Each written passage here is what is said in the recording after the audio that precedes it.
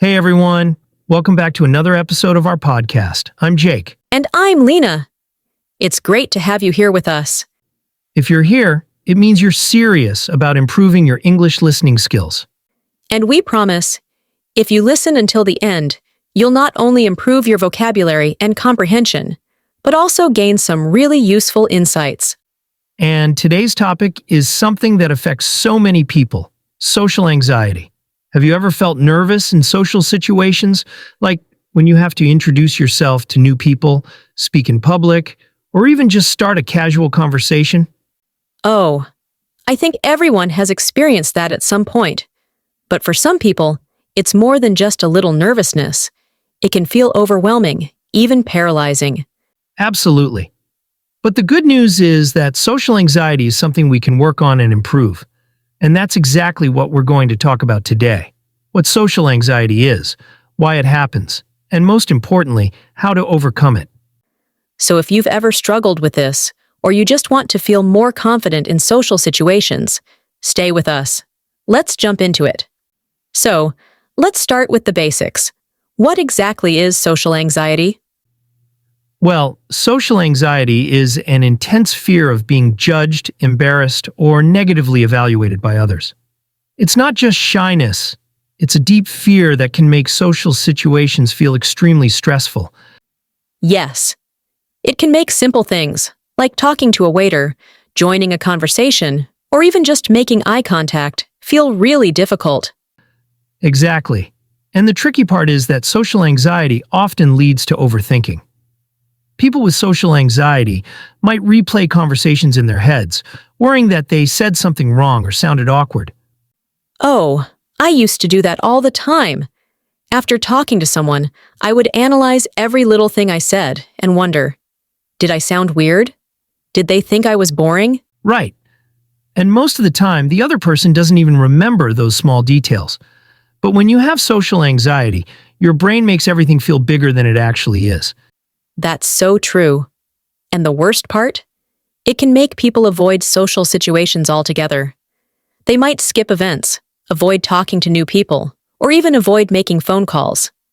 Yeah, and the problem with avoidance is that it actually makes anxiety worse. The more we avoid social situations, the scarier they seem in our minds. Exactly. But the good news is, there are ways to overcome it. So let's talk about some strategies. One of the best ways to overcome social anxiety is to start small. Instead of jumping into big social situations, take small steps first. Like what? Well, for example, if you feel anxious talking to strangers, start with something simple. Say hello to your neighbor or make small talk with a cashier. That's a great idea. I actually did something similar. When I was trying to overcome my social anxiety, I set small goals for myself. One day, I would challenge myself to smile at someone. The next day, I would ask a stranger for directions. That's brilliant. Small victories like that help build confidence over time. Another great tip is to shift your focus from yourself to the other person. Instead of thinking, what if I sound weird? Think, how can I make this person feel comfortable? That's such a game changer. When you focus on being a good listener and showing interest in the other person, the conversation feels more natural. Yes. Instead of trying to be perfect, just be curious about the other person. Ask questions, listen actively, and respond naturally. Here's another one. Challenge your negative thoughts. When your brain says, everyone is judging me, stop and ask yourself, is that really true? That's such an important skill. Most of the time, our fears are exaggerated. The truth is, people are usually focused on themselves, not on analyzing us. Right? And even if you do make a small mistake, most people won't even notice, or they'll forget about it in 5 minutes. Oh, and speaking of techniques, breathing exercises can really help. When you feel anxious, take slow, deep breaths, in through your nose, out through your mouth. I do that too. It's amazing how something as simple as breathing can calm your nerves.